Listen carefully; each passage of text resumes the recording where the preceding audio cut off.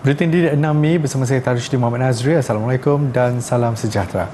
Sepasukan guru dari Kolej Vocational Keningau berjaya melayakkan diri sebagai finalis terbaik bagi Anugerah Inovasi Go Abroad 2023 dalam kategori Innovation in Sustainability. Penyertaan mereka disenarai pendek menerusi pelaksanaan projek berkaitan dengan kesihatan mental di kalangan pelajar dan guru yang dinamakan It's OK dengan menggunakan kemahiran sosio-emosi. Pasukan ini yang terdiri daripada 4 orang guru iaitu Syamsiah Jaafar, Azlan Lakunsim, Winnie Ahoy dan Dr. Syahazwan Idik telah melaksanakan bengkel untuk guru-guru dan pembimbing rakan sebaya berkenaan dengan strategi-strategi tertentu. Mereka juga telah melaksanakan intervensi untuk para pelajar.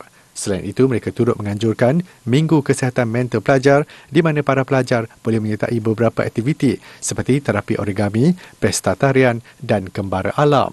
Aktiviti-aktiviti ini difahamkan dapat membantu menenangkan fikiran dan mengurangkan rasa tertekan dan kerisauan. Projek ini telah dibentang di persidangan dalam talian dan bersemuka beberapa kali oleh guru-guru ini serta para pembimbing rakan sebaya.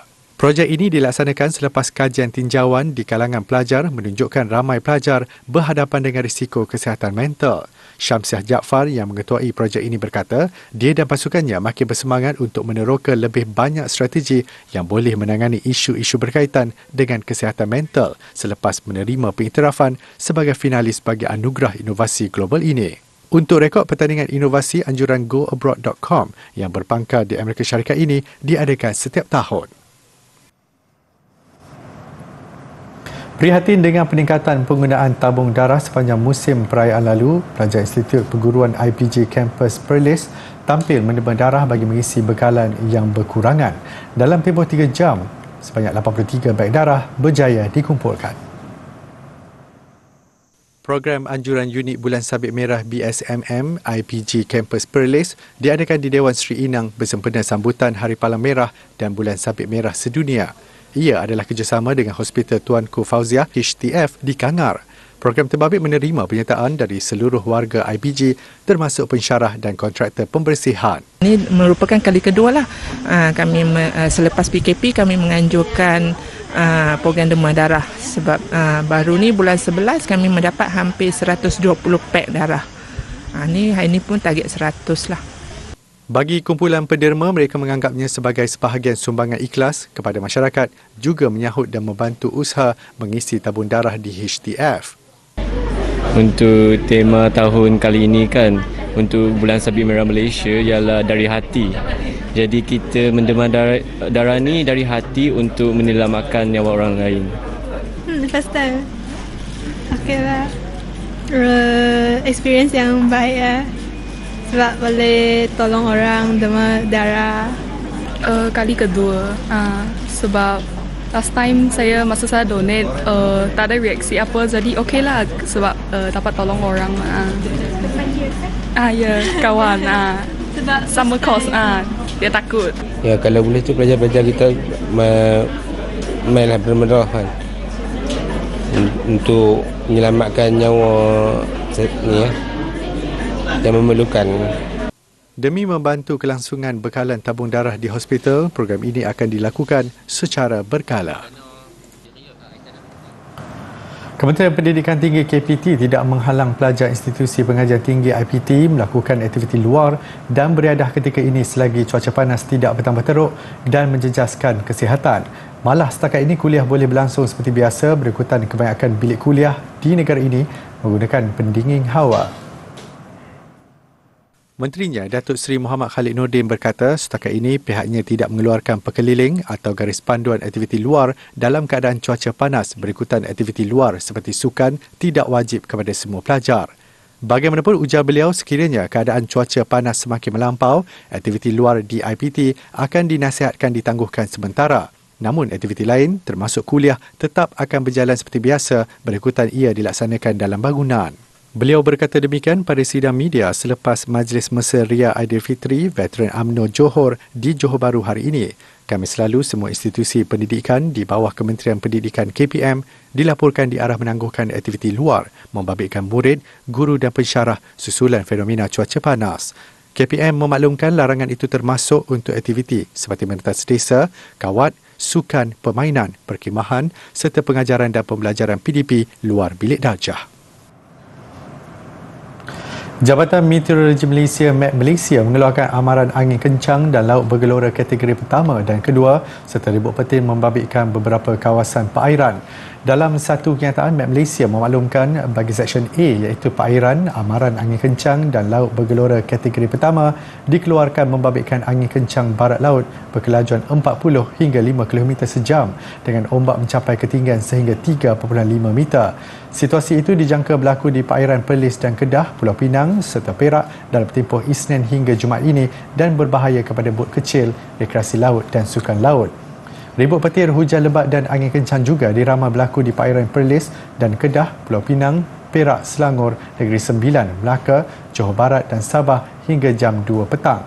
Bagi Seksyen B iaitu untuk perkapalan, amaran sama kategori kedua iaitu angin kencang barat laut berkelajuan 50 hingga 60 km sejam dengan ombak mencapai ketinggian sehingga 4.5 meter pula diramal di kawasan perairan Phuket bagi tempoh bermula Isnin hingga Jumaat depan.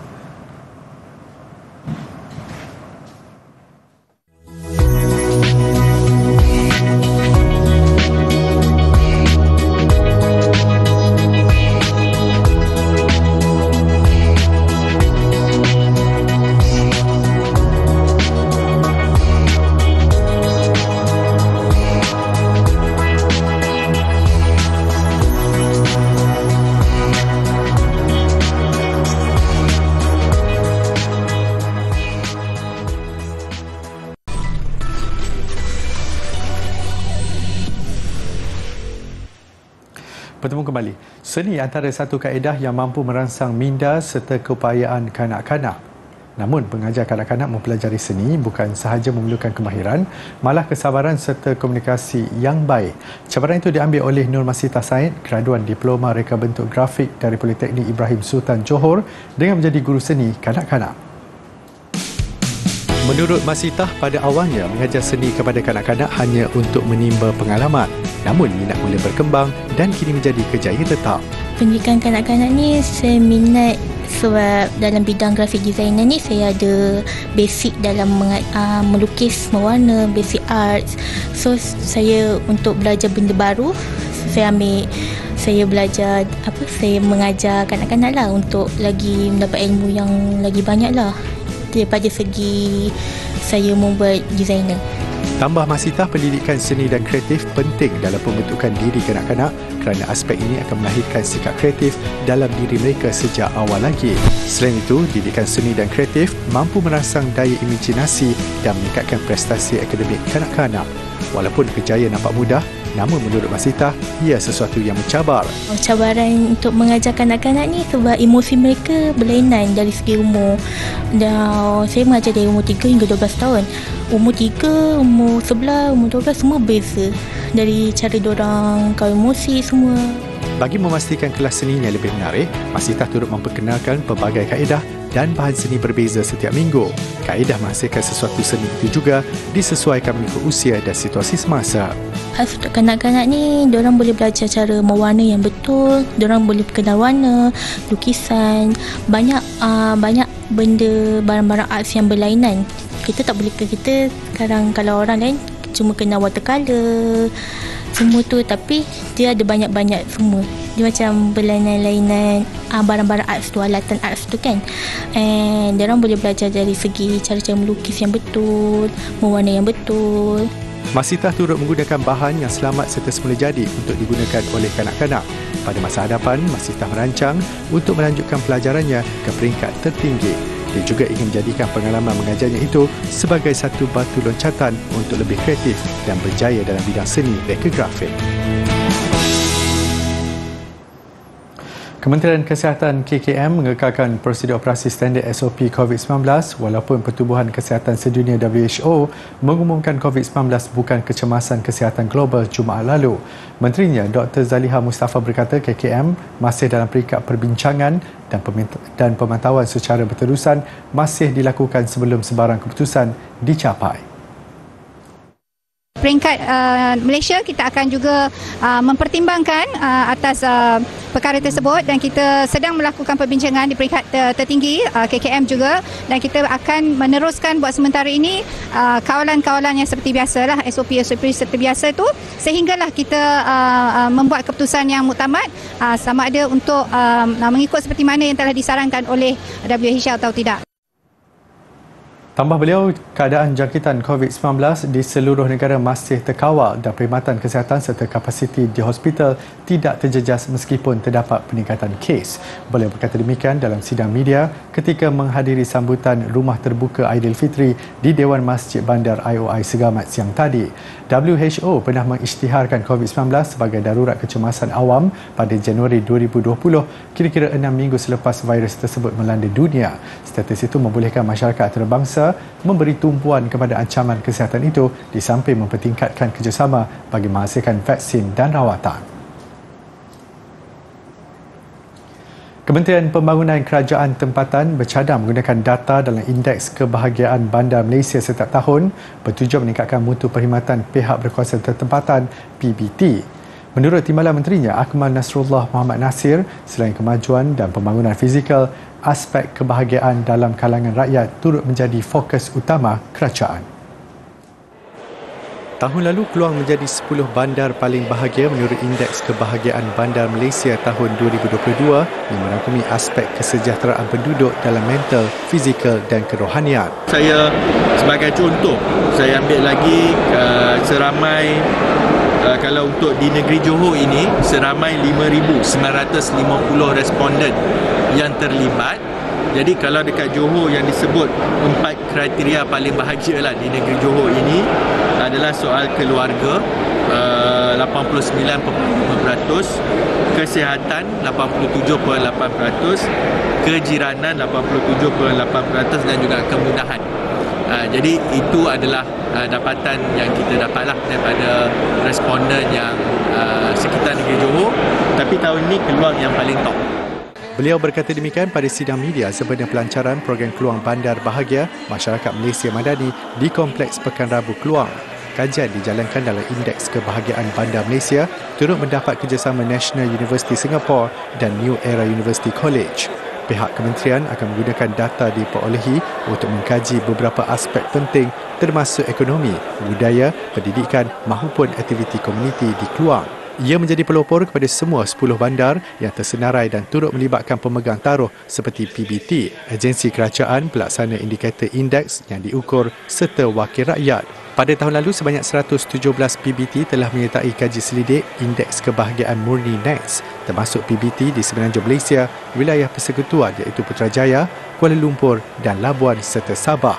Data terbabit digunakan bagi menobatkan 10 bandar paling bahagia di negara ini, termasuk Bandar Kluang, Petaling Jaya, Alor Gajah dan Manjung.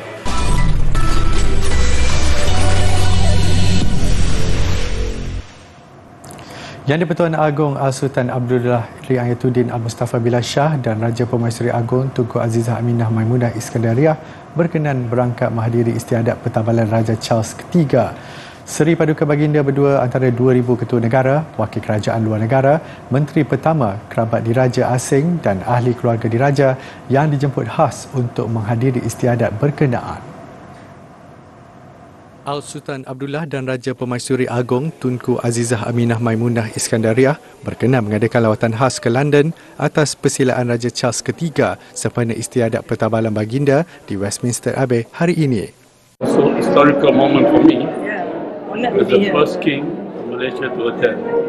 If you look at the history, before there was no king of Malaysia attending coronation 70 years ago. Only 4 sultans before the Merdeka. So today is, tomorrow will be a special day, an honor for me. I look forward to it. Kali terakhir istiadat yang sama diadakan adalah pada 70 tahun yang lalu ketika Raja Elizabeth II dinobat sebagai Ketua Negara UK pada 2 Jun 1953. Pada masa itu, Tanah Melayu belum mencapai kemerdekaan dan institusi yang di-Pertuan Agong masih belum wujud. Certainly it's proud and historical moment for me The fact that I've known him since the younger days, the 70s, and to see him be installed as a king of Sukan monarch, certainly a big honor for me to be there. He will certainly be a good king. Kedua-dua pemimpin menjalinkan persahabatan sejak lebih 4 dekad bermula dengan sukan polo di London dan dalam pelbagai peringkat kejohanan antarabangsa. Jumaat lalu, Al-Sultan Abdullah dan Raja Permaisuri Agong berangkat menghadiri satu majlis resepsi yang dihoskan oleh Raja Charles III di Istana Buckingham. Kedua-dua Seri Paduka berada di London untuk lawatan khas dari 3 hingga 14 Mei. Sementara itu, Angkatan Tentera Malaysia ATM menerusi Batalion Pertama Regimen Askar Melayu Diraja RAMD menyertai parakan istiadat Pertabalan Raja Charles III. Malaysia adalah satu daripada 38 negara Commonwealth yang menerima jemputan untuk mengambil bahagian dalam istiadat diraja itu. 408 anggota tentera dari 38 negara Commonwealth mengambil bahagian di dalam perarakan bersejarah itu. Kontingen negara terdiri daripada 2 pegawai dan 10 anggota mewakili Angkatan Tentera Malaysia telah berada di London sejak 28 April lalu. Mereka menjalani latihan kawat di Pusat Latihan Tentera ATC Pembright kira-kira 50 km dari London. Pertabalan Raja Charles III bakal mencatat penampilan perarakan istiadat tentera terbesar dalam tempoh 70 tahun. Perarakan sejauh 2 km ke Westminster Abbey sebelum dan selepas upacara pelantikan Raja Britain akan menyaksikan pembabitan 6,000 anggota tentera UK termasuk 400 dari negara Commonwealth. Pada Jun tahun lalu, anggota Batalion Pertama Regimen Askar Melayu Diraja turut menyertai perarakan sambutan Jubli Platinum sebenar ulang tahun ke-70 pemerintahan Ratu Elizabeth II.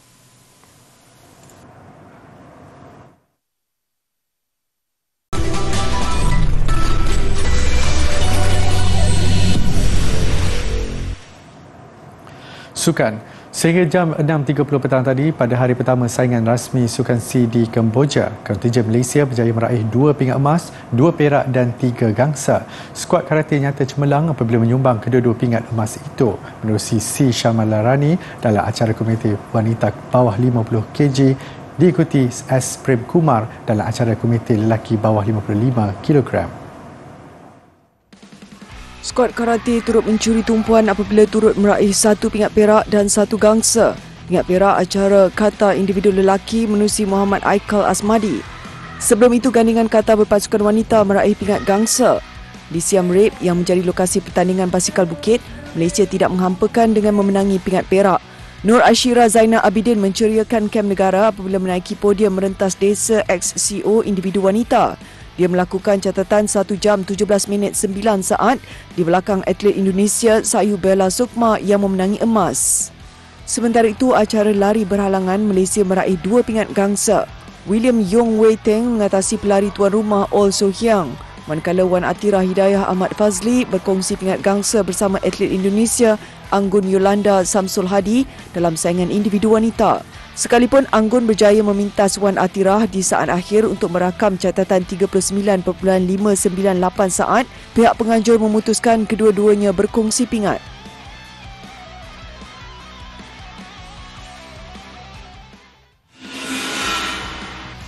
Sementara itu, skuad lelaki dan wanita hoki Dewan Negara menghampiri sasaran membawa pulang pingat emas. Skuad wanita meneruti jejak pasukan lelaki mara ke perlawanan akhir menewaskan Indonesia selepas melengkapkan format Liga 1 pusingan. Irene Husin meletakkan Malaysia di hadapan hasil pukulan penalti minit ke-6 sebelum Indonesia menyamakan kedudukan 3 minit kemudian menerusi Desi Wardani. Suku kedua memperlihatkan penguasaan Malaysia apabila menjarakkan kedudukan 3-1, juga menerusi gol kedua peribadi Irene dan Nur Atira Muhammad Ismail masing-masing dari gerakan padang. Skuad negara yang dibimbing Muhammad Badrul Hisham Osman kembali disaingi Indonesia menerusi jaringan Nuraini Sugiati pada minit ke-20. Namun kebangkitan lawan dilenyapkan Irene yang mencipta hat-trick berbaki 3 minit pada suku ketiga. Menang 4-2, Malaysia akan berdepan Thailand pada penentuan pingat emas esok. Skuad lelaki pula sekali lagi menentang Indonesia. Kali terakhir acara wanita dipertandingkan pada Sukan C Kuala Lumpur 2017 yang menyaksikan Malaysia meraih pingat emas.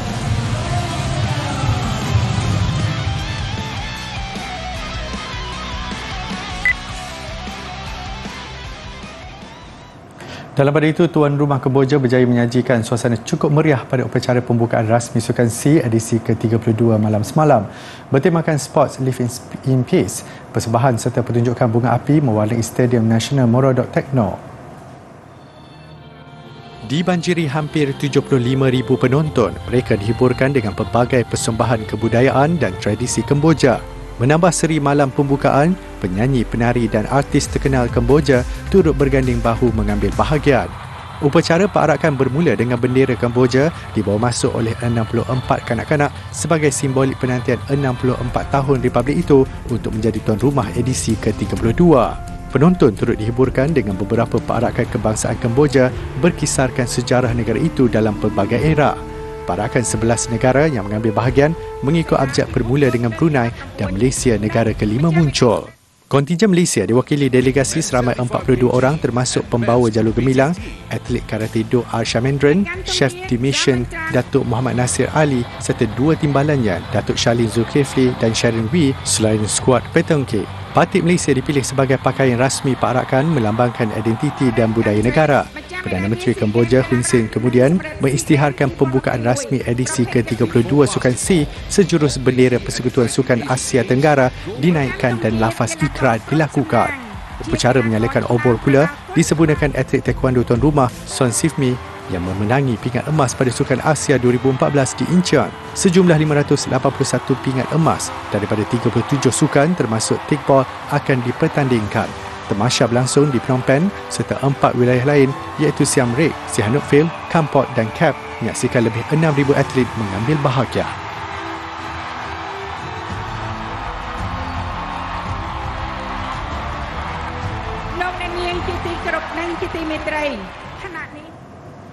Ini pula keputusan perlawanan bola sepak kumpulan B. Skuad bawah 22 tahun negara terpaksa akur tewas 0-2 kepada Thailand. Berlangsung di Stadium Visaka Phnom Penh petang tadi, kedua-dua gol Thailand terhasil pada babak kedua. Anand Sangwal membuka jaringan Thailand pada minit ke-72.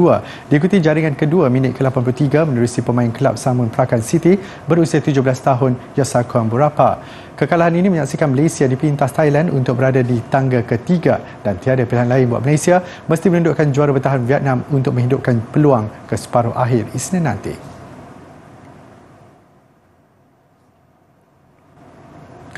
Puluhan instalasi cahaya yang mewarnai bandar Brixton, Itali sempena Festival Cahaya Air mengakhiri Buletin Didik. Saya Tarushdi Muhammad Azri. Salam hormat dan jumpa lagi.